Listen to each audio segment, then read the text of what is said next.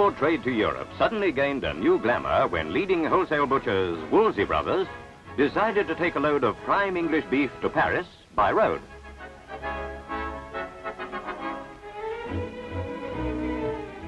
Complete with GB plates and laissez-passer, the trader made a midnight rendezvous at a Watford depot to load the beef for the direct run across England and France to the market in Paris.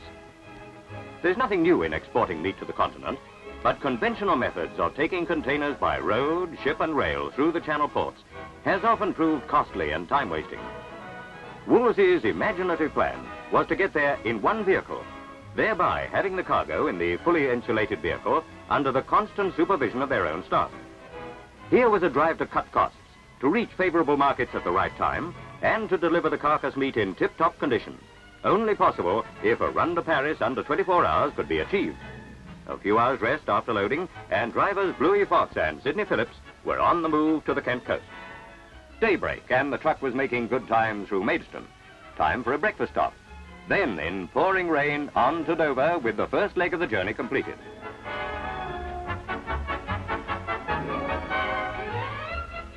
Customs formalities apply to beef as well as to tourist brandy and nylons.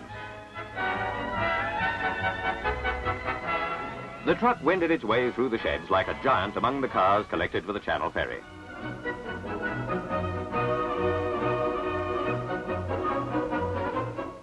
For ease of handling, Norman Wolsey himself was present to watch and time each step in the venture and to see how his original ideas were working out.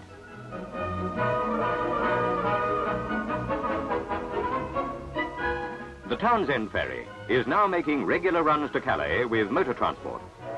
This trip, the crew were very much on their toes. It was the first run of the season.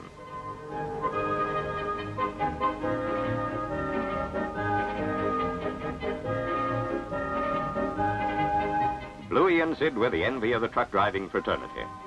British drivers welcome any break in the routine of long hauls, and to sandwich a sea trip, however short, into the middle of a run is something to talk about. The voyage was spent in checking maps and stocking up with cigarettes for the long, fast run ahead.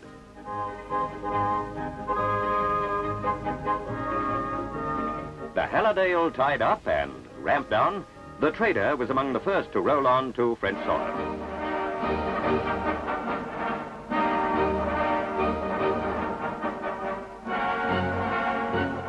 The drivers had a laugh at the antics of a press cameraman. Customs again, and a detailed examination of the cargo by port, hygiene and veterinary officials, plus Wolsey's French agents. The French officials were at first cautious of this piece of enterprise, but assured that all was well, they gave the all clear for Paris. All these delays were carefully timed, so that valuable minutes could be saved at some other stage when the regular service was established. Now the really exciting bit for Bluey and Sid. Settle down in the very comfortable trader cab, a bite from a sandwich, then tow down and away. A short argument about the right and wrong side of the road, a little light traffic in Calais, and the 7 tons of meat was rolling smoothly down the long straight roads to the south. The traders are sturdy vehicles for any haulage job, and can show a fine turn of speed when required. This well-known maneuverability gives the man at the wheel a chauffeur-driver feeling, particularly in towns and on the narrow roads and sharp bends found on a European run like this. Town after town flashed past, but with a job to do, there wasn't time for sightseeing.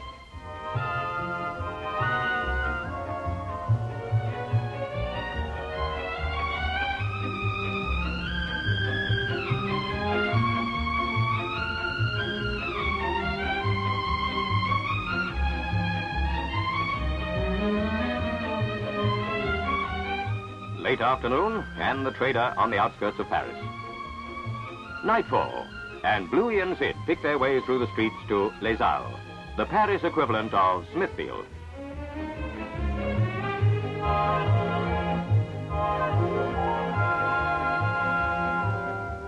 Journey's end, and the meat arrives ahead of schedule. It isn't due to open for another hour. Whether or not the free trade area in Europe ever happens, there's clearly a great future for British trade in this type of no-change transportation to Europe. Whether the destination is Paris, Geneva, Milan or Brussels, here's a slick, money-saving, time-saving way of getting a cargo to a foreign buyer in best possible condition. And as far as meat's concerned, here's an end to unpopular shipping of livestock on the hoof. Roast beef has always been popular with the French people as a dish in the thousands of restaurants and cafes which the city boasts, and in households where good food matters.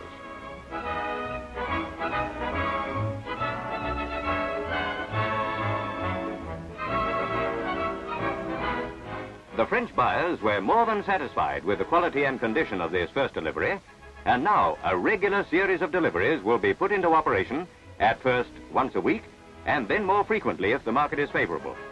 Woolsey Brothers are even talking about more runs to Brussels, Milan and Rome.